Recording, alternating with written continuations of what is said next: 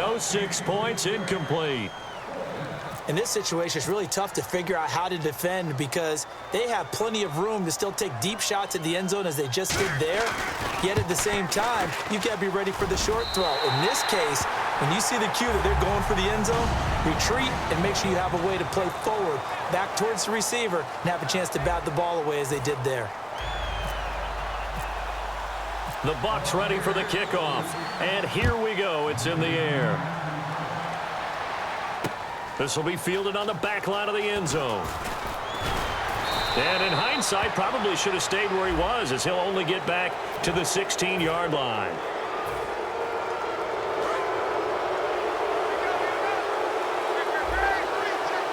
They come up in an offset eye. The defensive line disperses a little bit here, maybe expecting a pass. Running right, this is Freeman. And he'll lose yardage here, going down back at the 28. A loss of a full 3 yards, and now it's second down. When you're putting together a formula for winning defense, it's exactly what we're seeing in this game. Controlling the line of scrimmage, attacking, and changing everything so that now they're playing in the offense's backfield. They're playing an excellent game.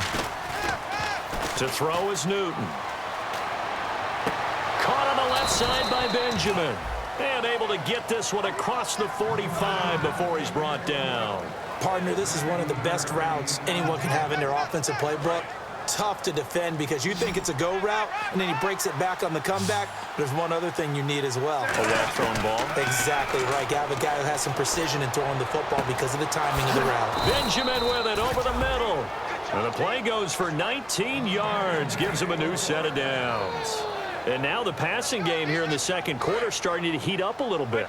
Don't you feel the rhythm starting to happen, right? You see it now. The confidence is starting to rise. I think now as a play caller, because that has happened, you lean on it a little bit more. You don't go totally away from running the football, but you do say, guess what? We can throw it. We can throw it well with a whole lot of confidence.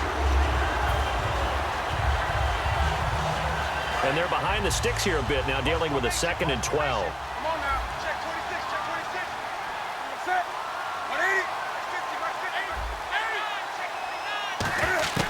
To throw on second down is Newton. He's got time in the pocket. Buying time to his left. And he'll slide down to avoid the tackle. It's a gain of 9 yards. And all of a sudden here, it's 3rd down. Partner, he was going through his progressions. Not there, not there. After about the 3rd one, he decided he better pull it down and run for it. And he slides down and avoids the hit for good measure. The short yardage man, it's Coleman. Just a 1-yard pickup there, and it'll be 4th down. Well, there's a trust factor in that call. Turning and handing it to the big man in the backfield, trying to pick up the 1st down. But how about the defense? They were ready for him, and they were able to stop him. And his kick here is good. And they get themselves on the board here. It's 10-3. So it's a 7-play drive, but it stalls out in the end. Let's credit the defensive front 7. They were a little leaky at the start of the drive, but they stiffened toward the end. The Carolina kick team is out there ready to go, and they kick this one away. This fielded a few yards into the end zone. And the decision to bring it out is going to cost him about 7 yards all told as he's taken down back shy of the 20. And Tampa Bay trots out there now. And they're not going to play this conservative, I don't think. They had the field goal last time, and they're up, but they're looking to put a drive in the end zone. Oh, I agree with you totally. No one goes out on the field and says, all right, let's just settle for 3, except in certain situations, trying to ice a game, that sort of deal. Most of the time, it's end zone, and that's what you're thinking, and I believe that's exactly what they're thinking as they begin this one. Yeah, no quarterback ever goes out there saying, hey, let's get 3, right? Not one that I've ever met. But plenty of credit has to go to the guy carrying the ball. He broke the tackle and gained the yardage. But that doesn't necessarily mean that the defender's bad. They're not going to make 100% of the tackles all the time. Even the best in the game will miss one occasionally.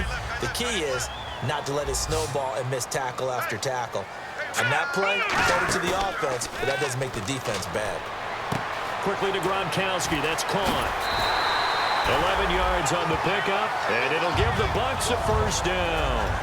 Well, coaches always talk about finding balance on offense. I don't think you get much more balance than this. Big-time run, big-time pass. A 1-2 combination. Looked pretty good. How about that? Let's see if they can continue to take that kind of a punch, though.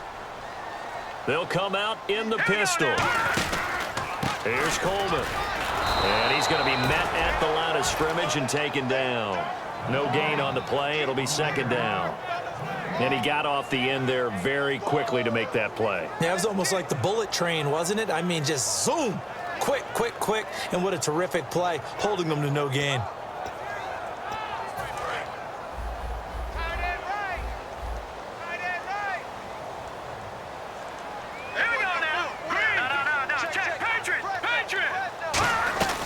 They stay on the ground. Again, it's Coleman. And he's going to be hemmed in and brought down right at the line of scrimmage. They'll lose a yard, and it brings up third. Well, good luck there as a ball carrier. You get handed that football, look up, oh, there's a big D tackle ready to swallow you whole for a loss. Yeah, you kind of count on your guys to give you at least a little bit of time, a little bit of space to try and maneuver, but not on that one. And when you have a defensive tackle who's that strong, that agile, he's a lot to deal with. Sometimes you have to double him, and sometimes you're not able to block him no matter who's trying.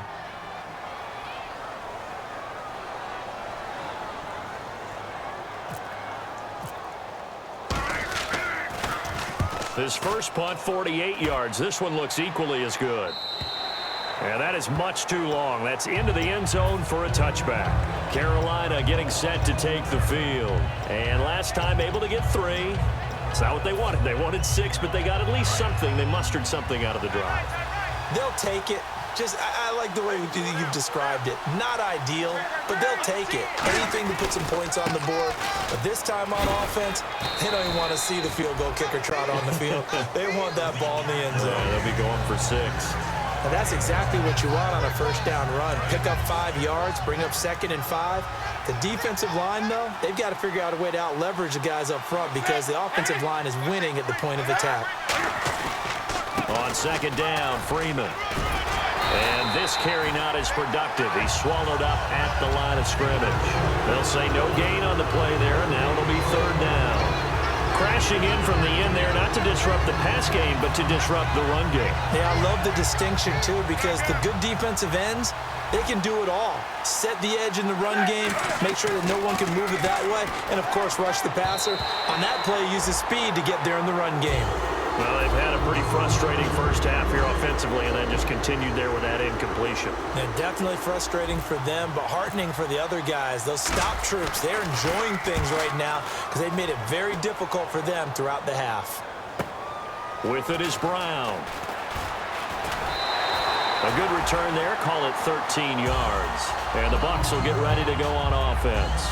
Here comes the Tampa Bay offense now heading back out onto the field.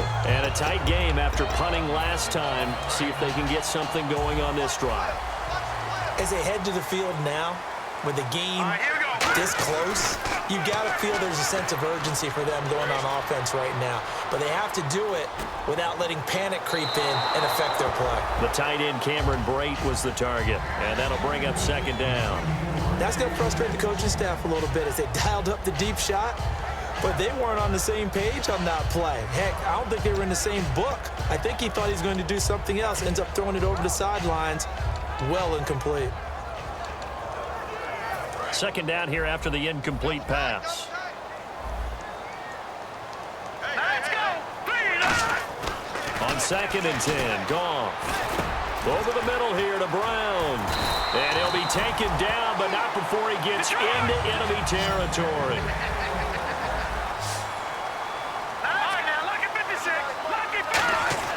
They go play action here on 1st down. And no escaping this time as he'll go down. They got him for a sack.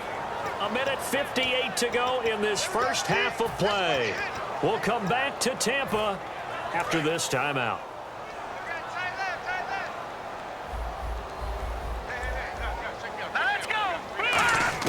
Here's Goff now on 2nd down. And that's caught. Did he stay in bounds, though? He did not. Ruled incomplete.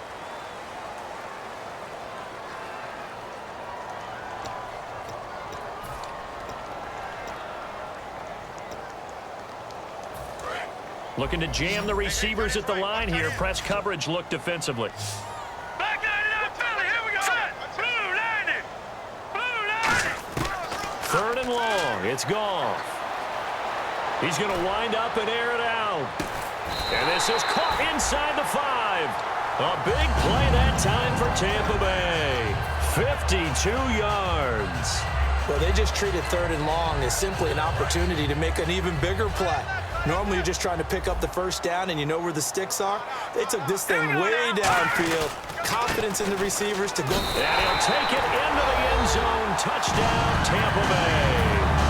Tevin Coleman with touchdown number 7 on the year. And the Buccaneers here finding a way to stretch their lead. And now it's blocked. The Panthers get it, but he doesn't get far. They're able to stop him. And after all that, the extra point attempt unsuccessful. I remember when they changed the rule, and there's a lot of consternation, especially coming from the kickers. Okay, how's this going to affect things, having to kick a longer one now?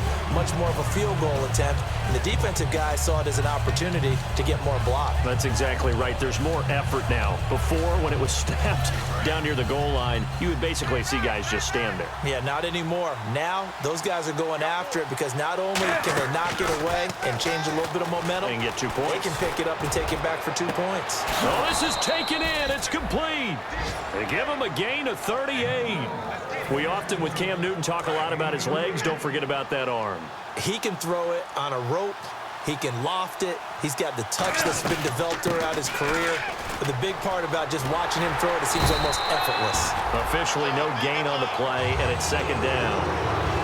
And while there was no gain on that run, we do know coaches whose identity is rooted in taking it almost to the limit and then changing things up on you down the stretch. I think we're getting really close to that point in time, though, where the identity map to go out the window, and they've got to go a little bit faster in order to try and win the game. Here's Newton. It's a short one here, complete to the tight end. That catch good for only a yard, and it'll be 3rd down. Well, the strategy was evident there. Get it to your tight end and make it a one-on-one play with a cornerback. Who's usually going to win that one? The tight end, but not there. Not in this situation. How about the corner defeating that logic and making a really nice tackle? Newton gets it to Benjamin. It's caught. It's a gain of 13 for number 13, and it gives him a 1st down. I don't care how many times we see it. I still get a kick out of watching quarterbacks and receivers do the pass trick in pregame warm-up. But I always remember that when we go to practices, we see that after practices as well. They really tune it up, don't they? They tune it up. They know why they do it for these situations. 1st down. And they build that trust, and that's why they're able to find him in this type of a situation. Freeman, the lone man in the backfield. Newton to throw. Caught on the left side by Benjamin. Now whistles come in. We're going to get a timeout here by the offense. It's just their first, so they'll have 2 remaining here before we get to halftime. Short of the sticks after that completion, and now it's 3rd down for this offense. They come out with 1 back and 3 tight ends. They run. Devontae Freeman. Now hold everything here. We're going to get a timeout by the offense. So that means they're down to 1 remaining here as we head toward halftime. If there was one area that the coach emphasized in our pregame meeting, it was red zone offense. In a sense, I got from it, and I think you did as well, they weren't real happy with how they were executing previously, so they put a lot of... And he's going to be dropped back at the 15-yard line. Now whistles come in. We're going to get a timeout here by the offense. And with halftime on the horizon, they'll be out of timeouts from here forward. And his kick is right there. It's good. And actually, Larry, hold that thought. We're right back to the action.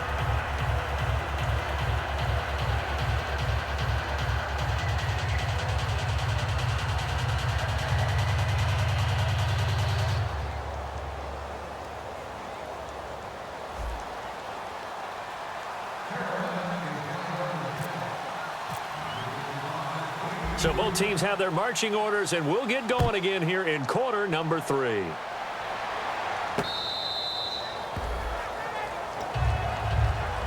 Out come the Buccaneers. They'll have it first to start the 3rd quarter. They built a good first-half lead. Now they have a chance to add on to it. And what I'm thinking is that the offensive staff spent the entire halftime just working with them on, here's what we think they're